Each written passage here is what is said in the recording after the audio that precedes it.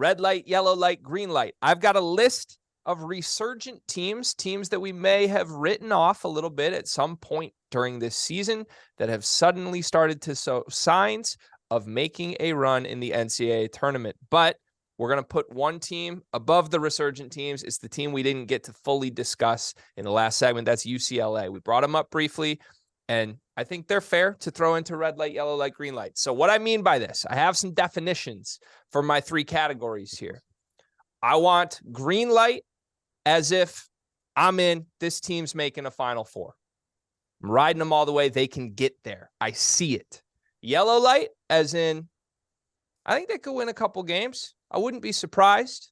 Red light as in, nope, first round exit. I don't buy this team in March. Those are your three options. All right, starting with UCLA.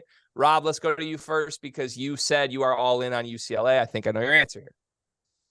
Well, first and foremost, for the people listening on Sirius XM, both Greg and I have snapbacks on, and I guess Pat felt very unappreciated, so he just threw his on too. I had on backwards too. That's what got me. Very subtly, man. Very subtly.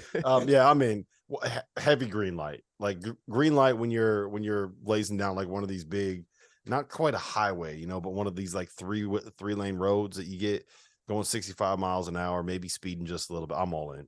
They got the point guard, Tiger Campbell, veteran, doesn't make mistakes. They got the stud and Jaime Jaquez. Jalen Clark can lock anybody down. Adam Bona, who saw the block that he had today? Yeah, Pat, I know you love Bona, dude. Like that's your guy. Like he reminds me a little bit of a young Patrick Young in his prime.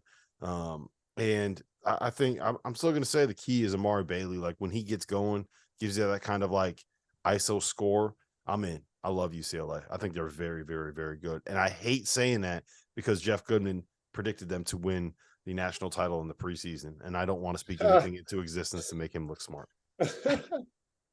PY. I agree. I'm green light with UCLA.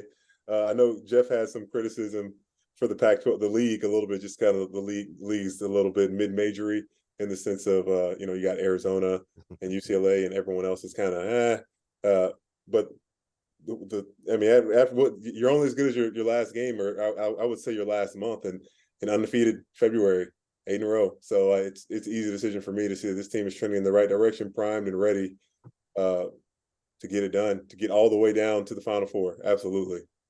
Pat, I think you can take off the word majory when we talk mid-majory for the Pat. It's just a mid-conference. This is a bad conference, guys. Listen, UCLA has beaten 3 teams this season that will be in the NCAA tournament. And at times, those 3 teams were not locks to make the NCAA tournament. The Maryland win at Maryland was awesome.